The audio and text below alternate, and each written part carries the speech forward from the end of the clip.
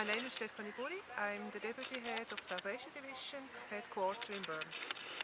And I'm also responsible for the overall organization of that workshop, the Project Cycle Management Workshop, with focus on gender equality. The PCM workshops we are doing today are already a very good tradition, praxis of joint workshops, trainings of South and East Asia together. This year we are happy really also that we are able to include an excellent collaboration of the Gender Network and of the Division of Knowledge Management of Head Office. Well, why we are doing that? What is our goal? First of all, of course, we like to improve the quality of our daily work.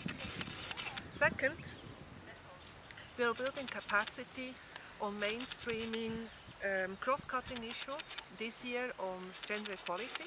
Even here until, let's say, 2006. Cities are different in our country. My name is Anne-Marie Sanjar. I'm the gender focal point for STC, working in STC Switzerland. We just finished a workshop on PCM and gender equality mainstreaming. We focused mainly on outcomes, indicators, gender indicators for outcomes, not so much on project level, but also for domain level. Why did we do that? Why this decision?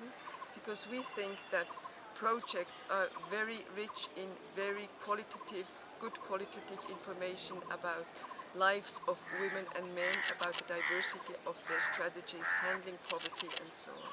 So we think it's really very important to feed these informations, this qualitative information, into the strategic level.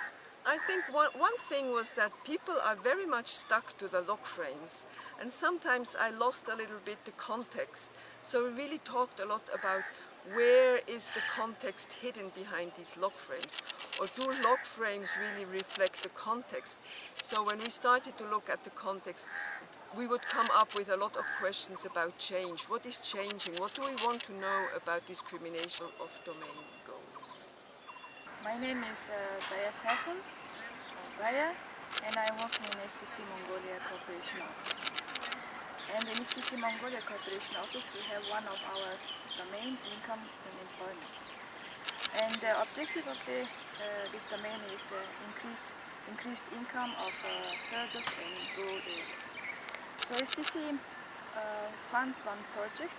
It's called Market Opportunity for Rural Entrepreneurs. And during discussion, we've been really struggling, from where and how can we get the indicator.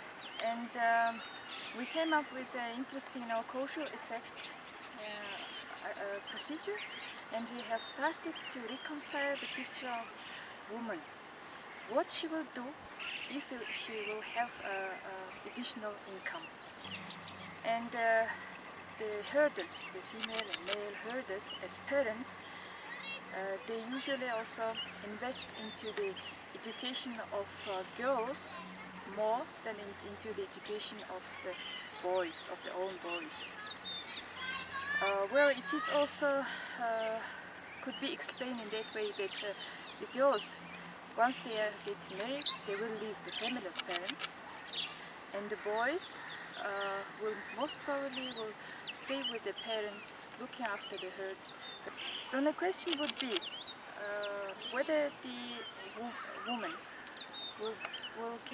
can spend, the additional income she earns into the education of girls or boys, or she would preferably invest into the hiring of seasonal workers to just diminish her workload, or she will buy additional livestock or animals, or she would probably also invest into the health or veterinary services. It's quite a lot of choice what she could do with the additional money.